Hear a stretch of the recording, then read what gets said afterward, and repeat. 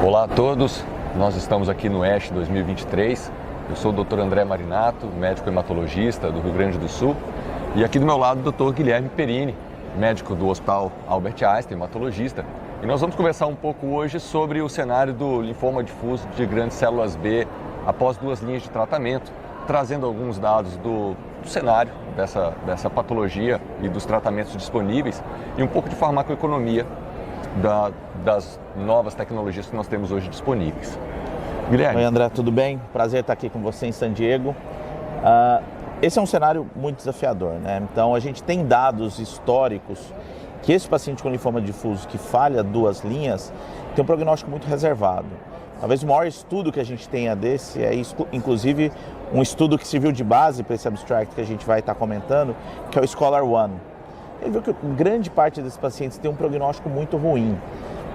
Durante muito tempo, o que a gente fez para esses pacientes foi quimioterapia, né? Então, várias possibilidades de tratamento. Talvez a que seja mais universalmente aceita seja uma quimioterapia chamada RGMOX, né? Rituximab, gemcitabina e oxaliplatina. Mas a gente sabia que muitas das vezes isso não tinha muito um intuito curativo, era mais um intuito paliativo. Isso tudo muda com a chegada dos CAR-Ts, né? Então, inclusive, uma das comparações históricas feitas do CAR-T é com o mesmo estudo Scholar One, e a gente viu que o Axi-cel mostrou um ganho de sobrevida muito significativo para essa população. Era mais ou menos esse cenário até a chegada de uma terceira classe de medicações, né, que são os biespecíficos. Então, a gente tem hoje 3 biespecíficos em desenvolvimento mais avançado, para linfomas agressivos, principalmente o glofitamab e o epcoritamab, e sempre ficou uma dúvida, né? Quem usar, o que, para quem, né? Qual dessas drogas a gente vai estar utilizando. E uma das coisas que vai ajudar a gente a ver isso também, obviamente, são as facilidades, dificuldades, mas também uma análise farmacoeconômica. Do ponto de vista da gestão desses recursos, nós estamos diante de um grande desafio, né? Conhecendo os dados clínicos e mesmo diante de uma situação em que nós temos uma certa convicção de qual paciente nós vamos oferecer cada uma dessas tecnologias, do ponto de vista da expectativa do resultado, nós temos o problema do custo. Com certeza. E no caso dos biespecíficos é um custo que vai se somando aos poucos a essa jornada do paciente, é algo mais fácil de lidar do ponto de vista do pagador, existe uma condição melhor de ir acomodando esse custo dentro daquela carteira gerida pela fonte pagadora, enquanto que o CAR-T tem um custo mais alto, né, one shot, e isso tem sido um grande motivo de discussão de como a gente incorporar, de como a gente acomodar esse custo. Então, as tecnologias têm suas vantagens e suas desvantagens. E eu acho que nesse congresso nós estamos tendo a oportunidade de ver muitas dessas vantagens e desvantagens e vamos levar para a nossa prática clínica. Com certeza. Eu acho que tem um outro dado que eu acho muito importante é a questão de facilidade de aplicação. O CAR-T hoje está restrito no Brasil para alguns poucos centros, né? Exato.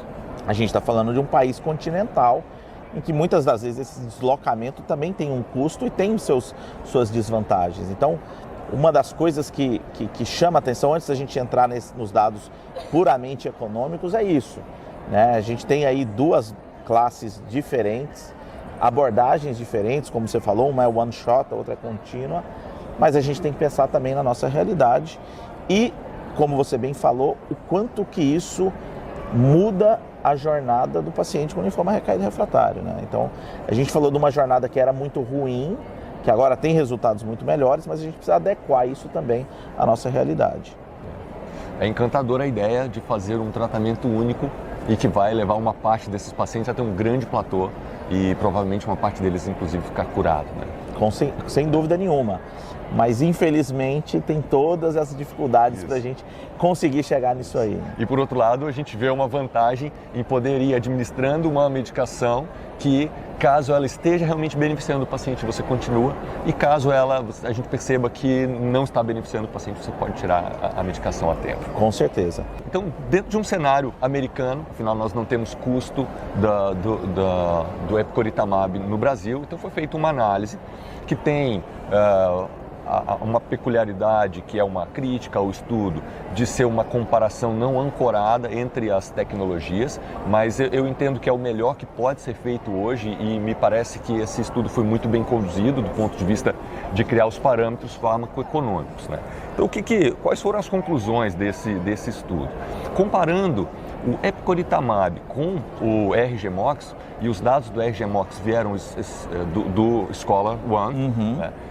O que aconteceu foi um incremento de 4,26 anos de vida e 2,7 anos de vida ajustados pela qualidade. Só que com um custo incremental de $285 mil. Quando a gente coloca isso em razão de custo-efetividade incremental, isso dá $105 mil por ano de vida ajustado pela qualidade. Sim. Então, o estudo estabeleceu que se houvesse um custo menor do que $150 mil por ano de vida ajustado à qualidade, ou seja, ele topa pagar até $150 mil por esse ano a mais, então ele foi considerado custo efetivo em relação ao RGMOX. E quando comparado com o Axicel, né, o incremento foi de 2,1 anos de vida ou 1,29 anos de vida ajustado por qualidade, porém com um saving de $180 mil.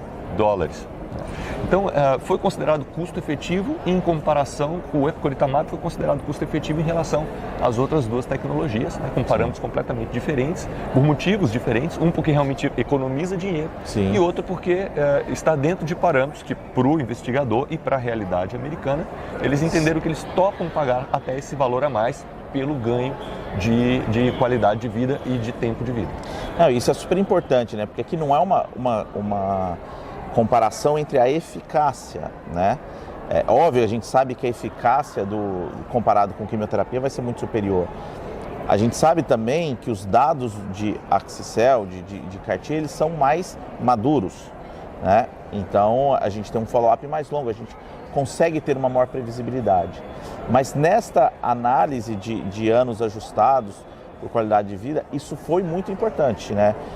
É nítido um saving mesmo quando você está fazendo uma terapia contínua, né? Então isso eu acho que é bastante significativo. Mas, de novo, eu acho que a gente também tem que pegar com um pouco mais de receio, por quê?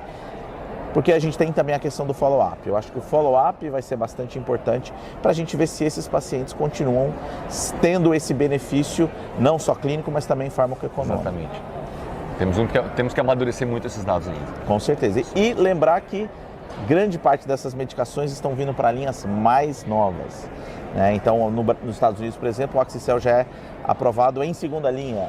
Os estudos com o epcoritamab agora estão colocando em primeira linha. Então é um ambiente de constantes mudanças e com certeza a gente vai estar no ASH 2024 para estar atualizando vocês disso aí. Isso aí. Então tá bom. Obrigado, Guilherme. Obrigado, cara. Sempre um prazer. Foi ótima discussão. Obrigado. Até logo.